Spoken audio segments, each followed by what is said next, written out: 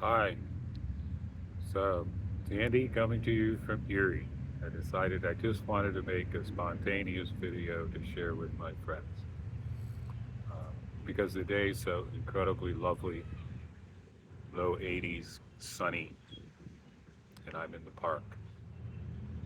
Let me see if I can show you a little of the park. I moved into this apartment nearby in January, and that's when I learned about the park. Uh, this is, of course, just a piece of it, but in January, it was a sad park because it was winter and it's Erie, Pennsylvania. So no leaves on the trees, nothing in bloom. Pretty stark. But still, nice place to walk around, all things considered. I still liked it better than just walking around the neighborhood. So, uh, so let's see, what's the report? Report is I'm feeling pretty good these days. Um, just, major health change from last fall when I kind of, well, didn't do well at all. So, so what's changed? So a couple trips to the emergency room got my attention and also got the attention of some good docs who have given me some good advice. Um, so the really main thing, I'll have more to say later, but the main thing has been uh, diet, right? So the suspicion is that I had let my blood sugar levels get out of control. I'm type 2 diabetic, metabolic syndrome, overweight, my waist is too big, high blood pressure. Uh, Gosh, I think I tick all the boxes. I can't remember them all right now. Um, and then I, passed out on the street one day, got a concussion. Don't remember any of it at all. Just remember waking up in the ER with, thoughts of what happened, a stroke, or goodness.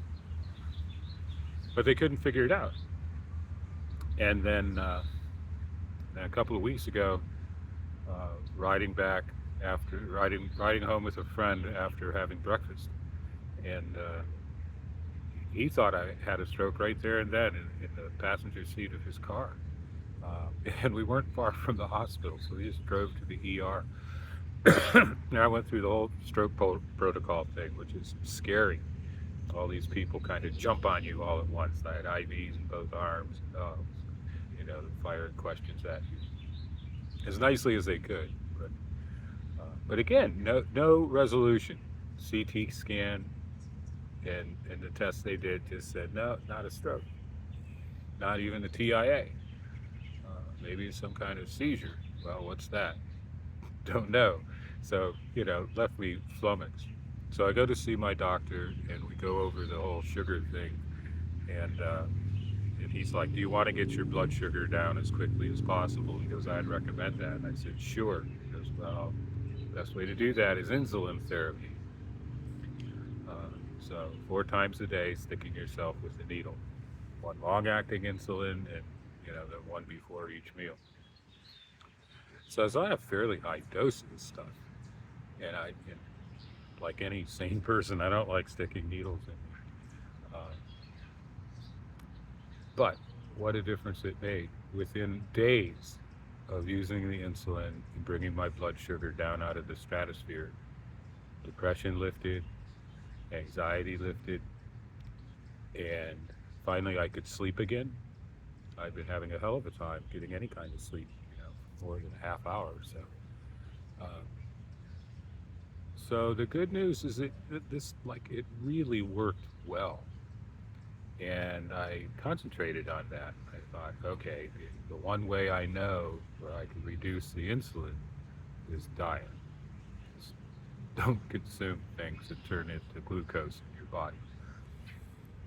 So I was really motivated. So I cut out all kinds of stuff. You know, I love white flour and things made from it, like bread.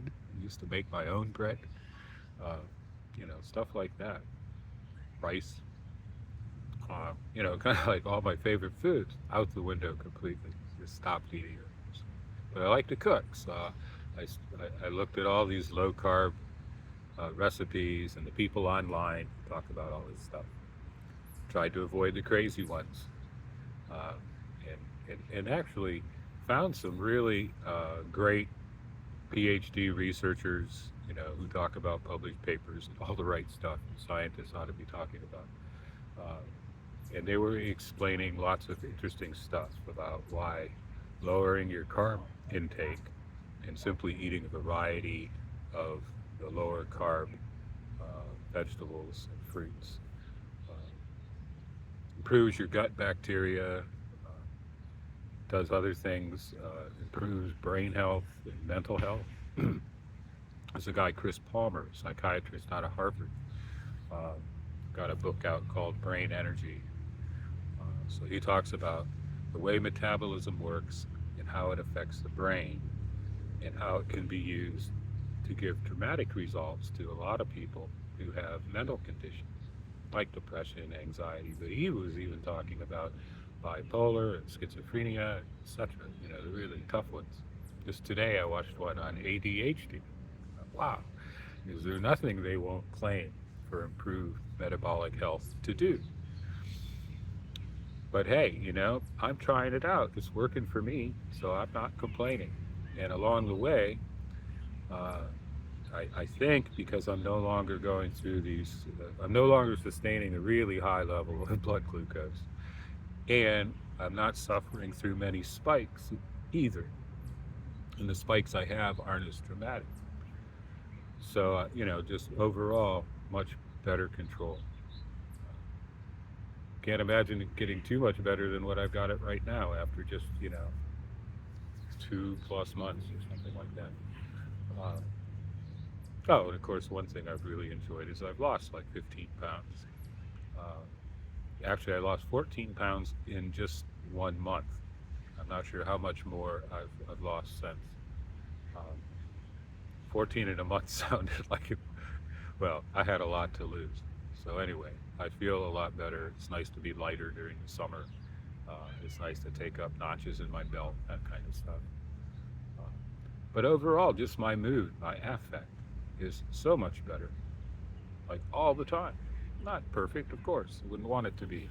Uh, I think about Erlene, I get sad, but I don't stay sad. Uh, yeah, I just, I feel like I've gotten my mind back, which is just wonderful. Uh, so all that's good. Nice to be able to report that. Uh, it's nice to live near this nice park where I walk pretty much every day. Uh, Injured my foot, uh, and that's slowed me down a bit walking wise, but I still get out, and it's getting better. What else is going on? Glasses. Oh, eyes. I've had issues with my eyes, geez, going on a year now, but serious ones for the last 6 months or so. Uh, so much so I was worried about passing a driver's test here in Pennsylvania, the eye part. Uh, so I've been to the ophthalmologist recently. I have cataracts in both eyes, but they're not horrible. I plan on getting them taken care of, but first things first, I'm getting a really cheap pair of eyeglasses that will allow me to pass the Pennsylvania driver's test. Also, will allow me to read a book again, a paper book. I read everything on a screen now because I can increase the font size. So I'm really excited about that, and I need the PA driver's license to establish residency, to do things like qualify to be a substitute teacher, stuff like that. I'm 2 blocks from a school. It would be a rush to give substitute teaching a try. Right, Marvin? I know you were advocating for that. I can understand why now. Um, yeah, I did this intro to mindfulness workshop for 90-minute sessions for 4 weeks. That was fun. Good for me. That's really what it was. Just, forced me to really think about why do that and how to explain it to people. Strangely, though, After the last session, it was all over.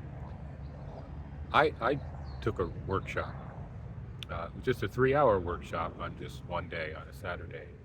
And it was on Zoom, and it was out of the Sati Center in California. And those of you who know that I really like the meditation teacher Gil Fronsdal. Uh, he was the founder of that, and the people around him. Uh, so he's blossomed as a meditation teacher. I won't go on about him.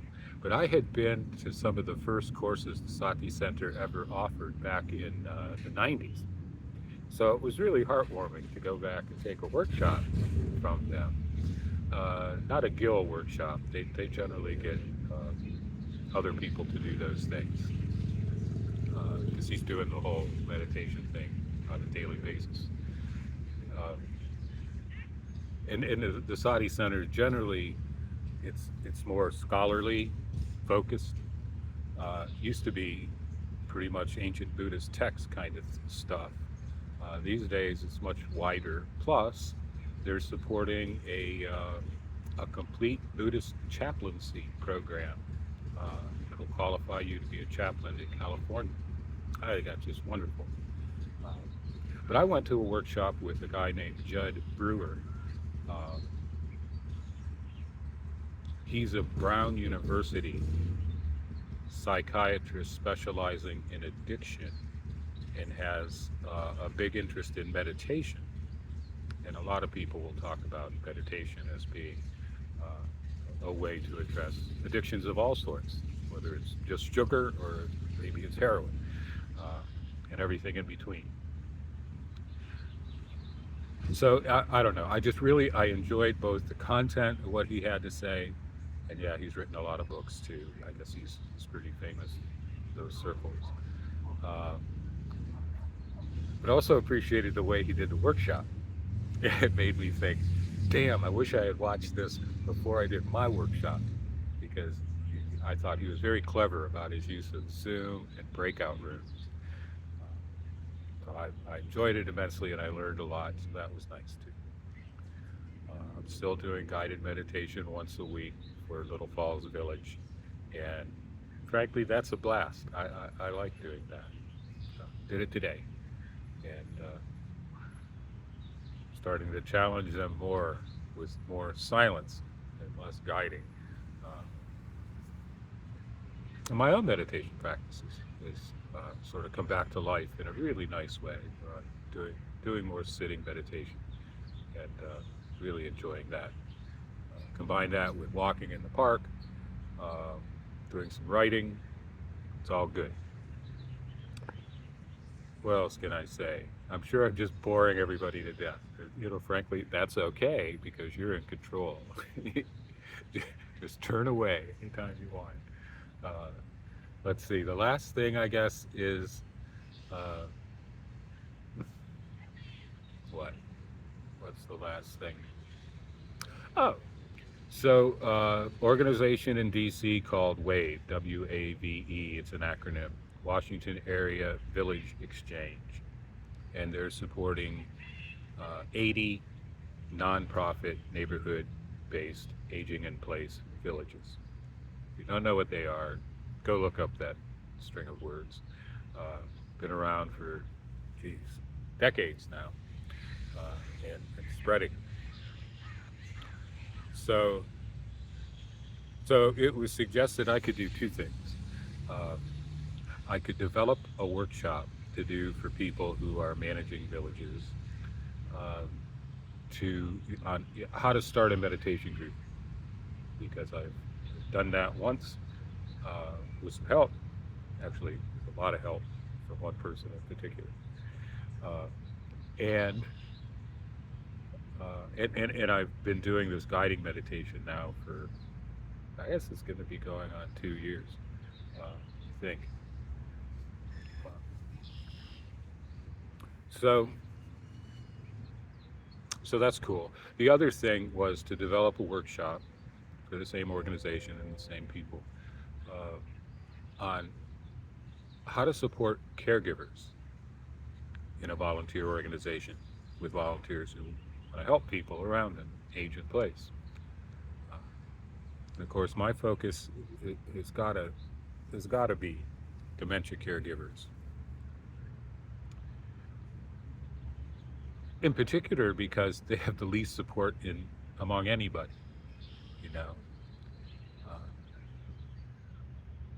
I mean, like zero. There's some nonprofit organizations that will offer help, and I was hugely helped in the last 6 months of Earlene's life by a dementia caregiver support group on Zoom. Turned out that was instigated by my own church, and I didn't even know about it. The woman who runs it had contacted me at least a year before saying, hey, there's this thing, it could help. And I just couldn't do it.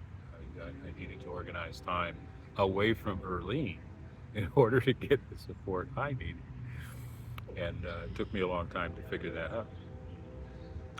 Anyway, uh, if anybody can help in the way, pointing me to some free legal advice, what of the right sort, people who know about nonprofits and volunteer organizations who want to help people.